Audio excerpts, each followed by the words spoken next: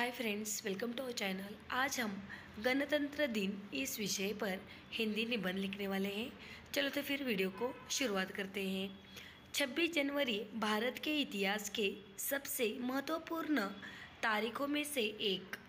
वो दिन जब 1950 में हमारा संविधान लागू हुआ और भारत एक सहप्रभु समाजवादी धर्मनिरपेक्ष और लोकतांत्रिक गणराज्य बना।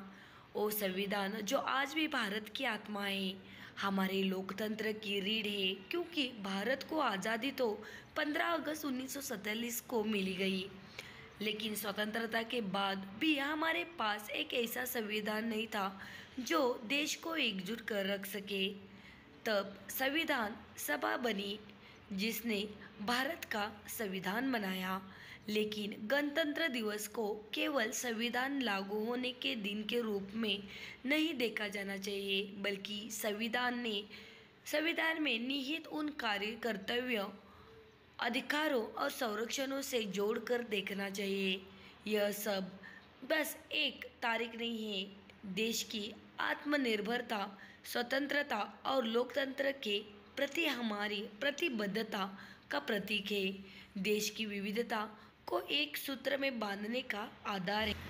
इस साल हम अपना 76वां गणतंत्र दिवस समारोह मना रहे हैं, और ये बात तो हम सबको पता है कि आज़ादी के 75 साल बाद भी देश में कितनी बड़ी चुनौतियां हैं जिनसे लड़ना बाकी है। गरीबी, अशिक्षा, बेरोजगारी और भ्रष्टाचार भारत के विकास के रास्ते में बड़े रोड़े हैं, लेकिन हमें ये याद रखना चाहिए कि हर समस्या का समाधान हमारे हाथ में है।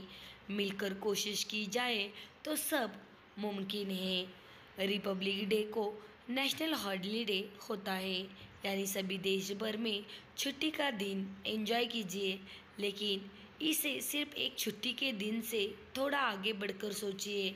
अगर हर नागरिक अपने छोटे छोटे कर्तव्यों का भी पालन करना शुरू कर दे तो वो दिन दूर नहीं जब भारत और भी ताकतवर देश बनकर उभरेगा।